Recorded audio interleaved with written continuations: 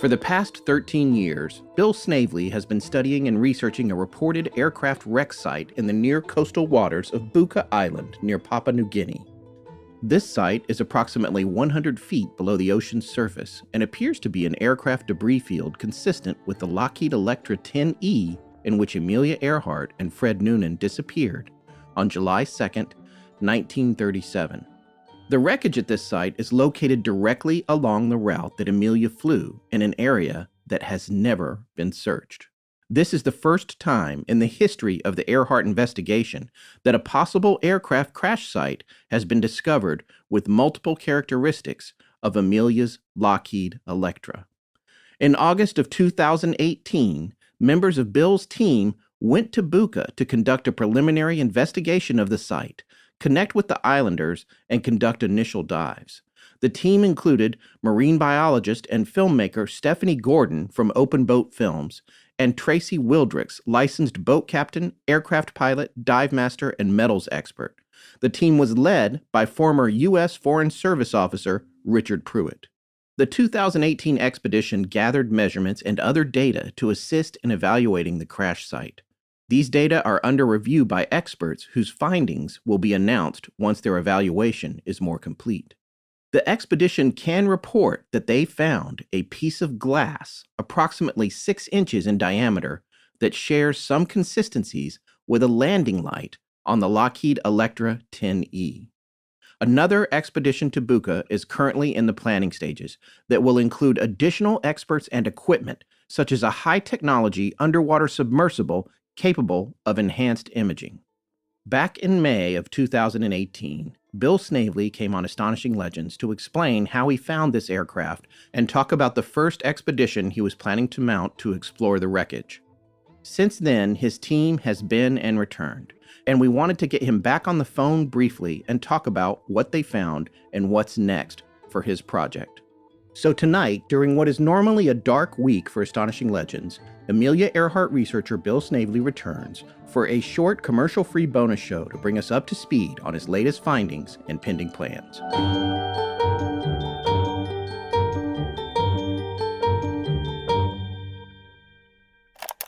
Okay, so we're back on the phone here with Bill Snavely, who was last on the show 8 months ago, where he talked about the aircraft that he had found and has been researching for over 13 years in Buka. Since then, Bill has had a team go to Buka and complete an expedition, or one of their first expeditions, to investigate it further. And he had said that after that happened, he would come back and let us know what they found. So, Bill, first of all, we wanted to say thank you for coming back on the show. We're anxious to get an update. Scott, sure appreciate you inviting me back. It has been a little while. We went ahead and sent over 3 divers back in August. Stephanie Gordon from Open Boat Films, who's director of our cinematography, and Tracy Wildricks, a master diver, and Richard Pruitt, our team leader. The thrust of the project at that time was to go over and see if we could relocate the plane again, because it had been the better part of 7 years since we had been down to it, although we had had some interim divers go down as well. And this was the first American team that we were sending over on this trip.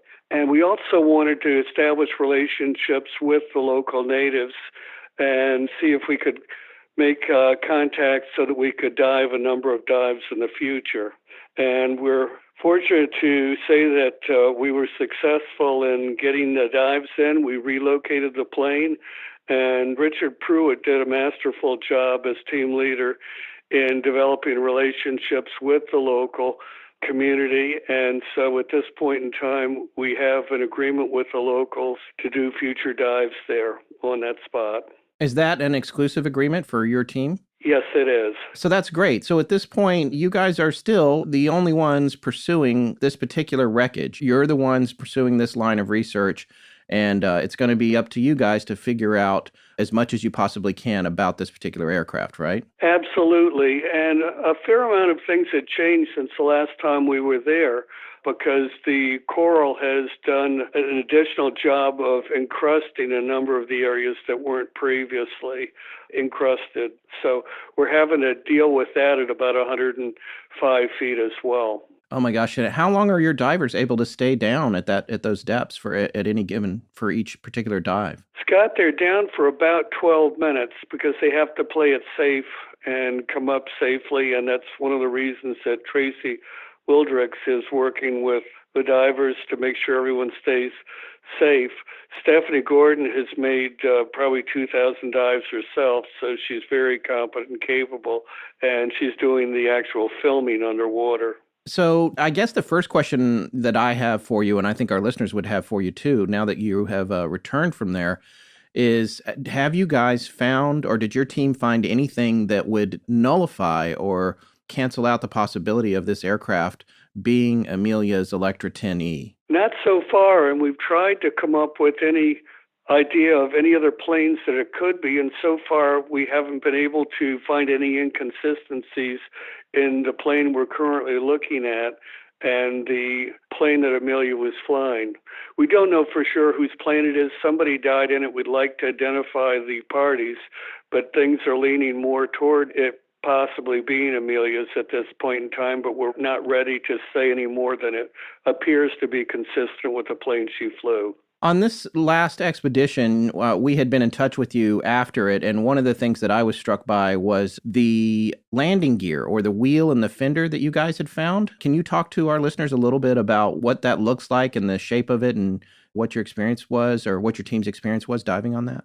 The wheel that we're looking at is lying flat on its side, and it appears to have a fork and also the shape of a fender that's rather wide and stubby, which appears similar to the fenders that Lockheed had on their airplanes. We're not ready to say it's a Lockheed fender, but it certainly has the outlines which would make us think that it could well be. It's certainly consistent with the fenders that they had. And so from that perspective, it could well be a Lockheed, but we don't know for sure. And that's fairly encrusted as well. It certainly is, which adds to the difficulty in identifying it. We also have pictures of that same wheel 7 years ago in my book, Tracking Amelia Earhart. And it's interesting to notice a difference in the coral formations just even in that time. What can you say to kind of explain to our listeners who don't understand why, if you're down there close to it, you can't just identify it, about how encrusted it is and what's involved in making further identifications? Well, my best analogy would be as if we were used to walking in the woods and looking at certain trees and getting to know them very well, and then all of a sudden it snowed and sleeted, and the whole landscape changed so that what's actually formed around the metal on the plane no longer has that exact same look to it that it did even 7 years ago. Right. So it takes considerably more detective work to determine what is underneath, in the case of this analogy, what's underneath the snow. Well said. Okay. One of the other things that I think is super interesting about this latest trip is you guys did recover an artifact that you returned to the surface, or Stephanie did, I understand. Can you tell us a little bit about that? I'd call it Stephanie's find. Stephanie is tremendously tuned to the underwater topography, fauna, and she's an underwater biologist, so she's very, very tuned into what's natural and what's not. And she walked past what appeared to be a piece of glass standing on end and looked at it, filmed it where it was in its place, and picked it up. And it's similar to the look of an Electra landing light. And it's at the place where the plane actually hit before it slid down a very steep slope. When I say steep slope, the slope is so steep that if I were skiing, even though I've done a fair amount of skiing in my lifetime, I'd have to think twice about whether I would go down that slope if I was on snow. It's quite a slope. And where the plane touched down or tapped down was just before that.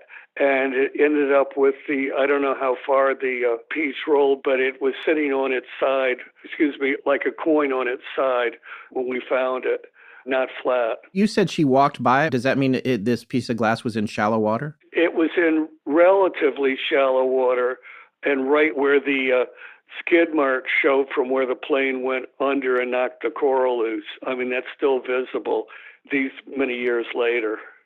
All right, so am I correct in understanding that you guys have identified the point of impact for this aircraft? Regardless of whether or not this is Amelia's Electra 10E, you guys know where this plane hit, and you have found this artifact, this piece of glass that appears to be consistent with the landing lights on an Electra 10E, which are the two lights in the nose.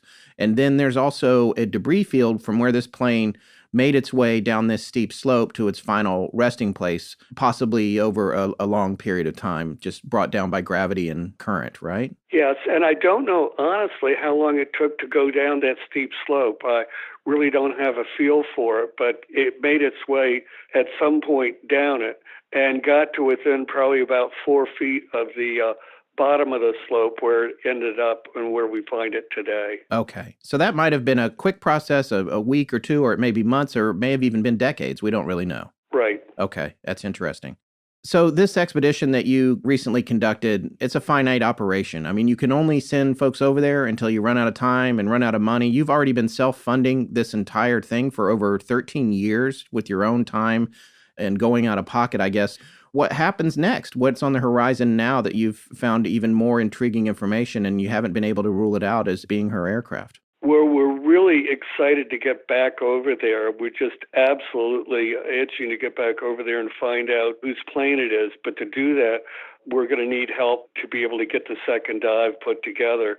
And that's why I'm asking for some help to fund a project through a GoFundMe at projectblueangel.com if we can. But I think it is going to be probably the area of the cockpit and the other areas right around that we're probably going to home in on this next time.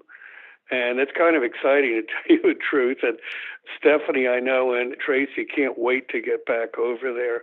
The locals are very anxious to know as well. So it's a question of being able to get sufficient resources together to be able to put it together, because I'm not a rich man and I've taken it about as far as I can out of my own pocket. How much funding are you needing to get to mount this second expedition to get to the bottom of things? Well, to do everything we need, we put in sufficient money so that we could do whatever comes after this to get everything done. And we're asking for $200,000 to be able to put everything together that we need to. We probably can get the divers over there for a portion of that if we have to. But we also, keep in mind, have other things that are going to need to be examined, and we're probably going to have a third dive over there because this is slow going. This is a question of 12 minutes underwater when you've got a tremendous amount of coral built up. So it's going to take some time, and we don't want to underestimate what it's going to run us to get there and get back, because we don't want to keep asking for funds. And fortunately, people have already started funding us, and I'm certainly grateful. It seems to me also that there's a little bit of a sense of urgency because you've got changing weather, you've got the continued growth of coral as the time passes, and then also you were talking to me a few months ago about a possible shift in the local politics as well that might affect your ability to dive. Yes, the area that we're looking at is called the Autonomous Region of Buka and Bougainville, and they're going to be entirely independent in the future of Papua New Guinea. And so there's probably going to be some expected turbulence in the changeover from Papua to local authority on it, and we don't know what that's going to do in the long run.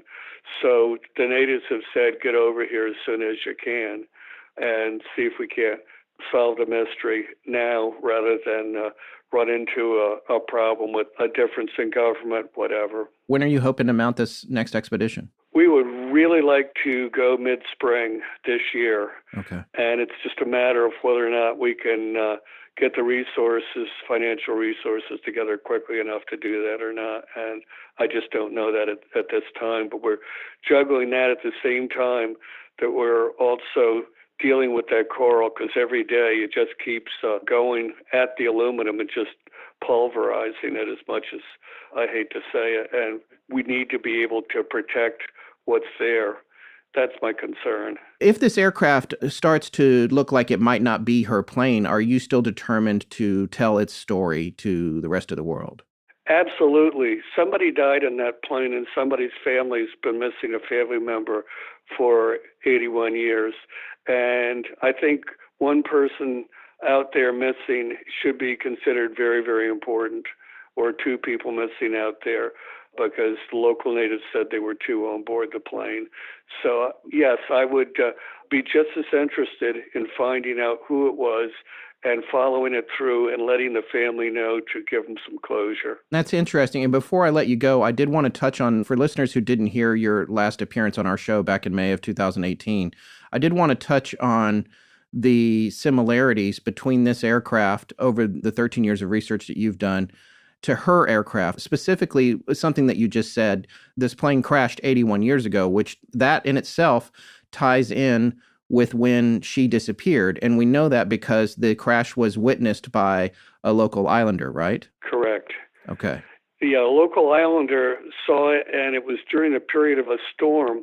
And the latest word I've got on it is that the individual was very near shore and was getting back to shore with a terrible storm out, and looked up and saw this plane come in with the left wing on fire and ditch and land. And it was so traumatic to him at the time that he wondered if it was the second coming, and went to his priest to ask what the deal was. Uh-huh. The other reason that we are interested in it is not only is the timing interesting, but the plane's located in an area that's never been searched, and right on her route.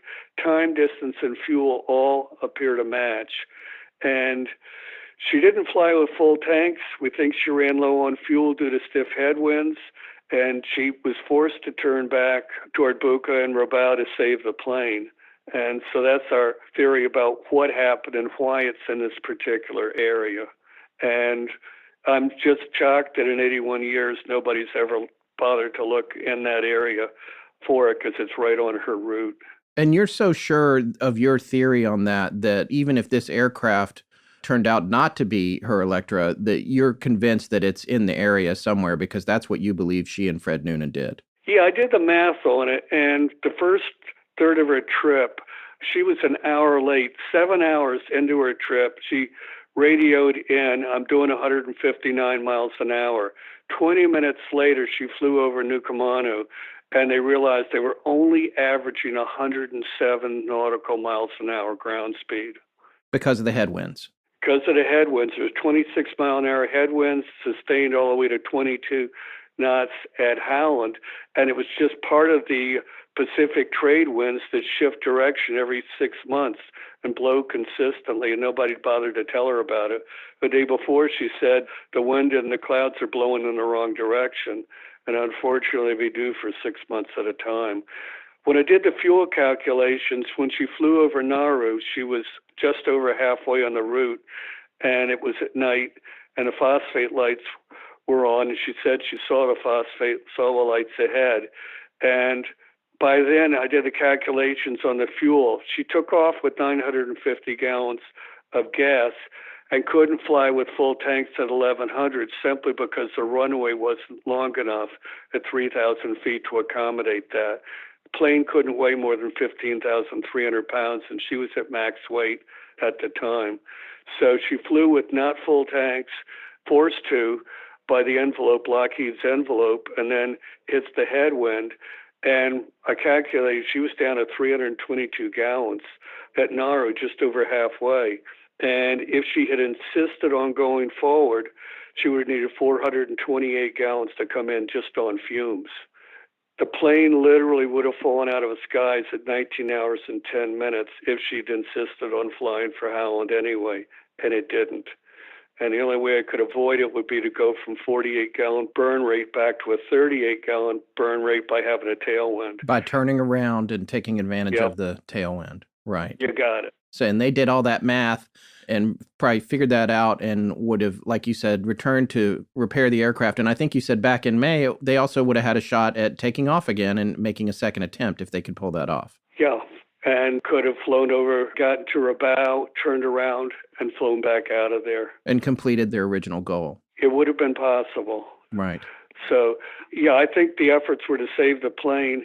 And the other pieces that make you think that there was a turnaround was Rafford, who was in telemetry at Houston with the Apollo 13, and he was in charge of where spaceship was going to land. And he said, this doesn't make sense to me. Why is she saying I'm about 200 miles out at 1,800 hours? She should know exactly where she is. But since she turned back to the west, there's no sun line going west.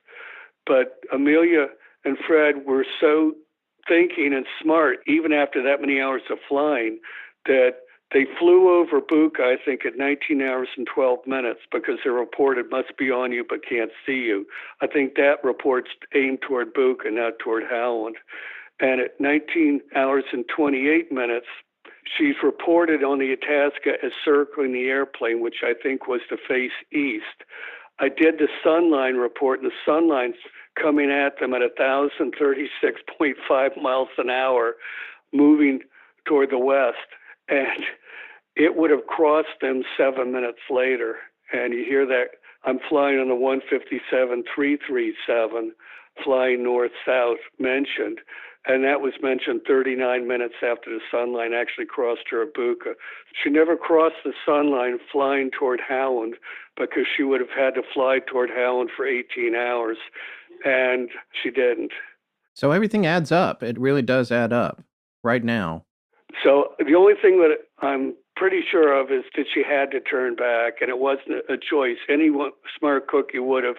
I've asked people that have flown that same route later, I said, what would you have done? And each one immediately said, I'd have turned back. It's a flight radius, and you don't go past that. You just don't. They were smart people, and they really, really wanted to save the plane. The irony of it is they would have made it in fine because they had enough fuel to get to Buka and possibly Rabaul, but they didn't count on the thunderstorm that took them down. And they were flying at 1,000 feet, but you just don't punch a hole in a thunderstorm. Downdrafts just are wicked. Well, Bill, this is also fascinating. Thank you so much for coming back and talking about what you guys have already found. We really hope that you can get back there and that you guys manage to get funded because this story just keeps unfolding. I've noticed lately, in fact, that news of your first expedition seems to be blowing up on the internet, that's for sure. I imagine you're getting a lot of phone calls about these findings, right? We sure are, but we'd like it to be a bigger team of everyone out there also, assisting as we go and consider themselves part of our team as we go look for by helping to fund us so we can get back over there. We hope that works out too, and we'll share that link and everything, that information at the end of this interview. I just want to thank you for coming on. I hope that after this second expedition is completed, God willing, that you'll come back on and share your findings with us. Looking forward to it, Scott. Thanks so much. All right, Bill. Thank you for coming on the show. We really appreciate it. Sure. Take care. Take care.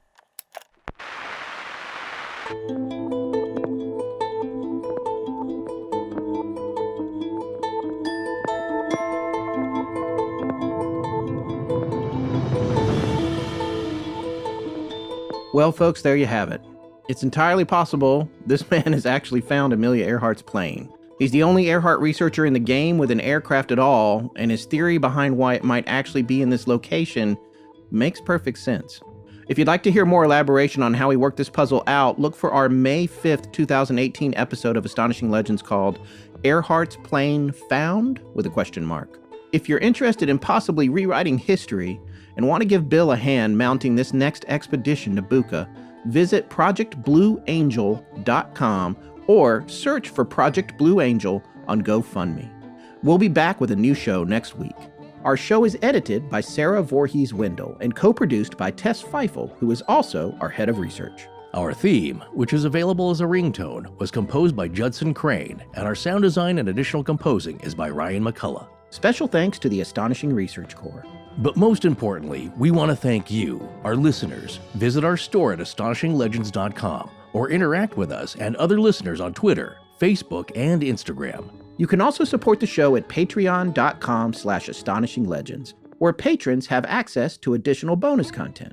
No part of this show may be reproduced anywhere without permission. Copyright Astonishing Legends Productions. Good night.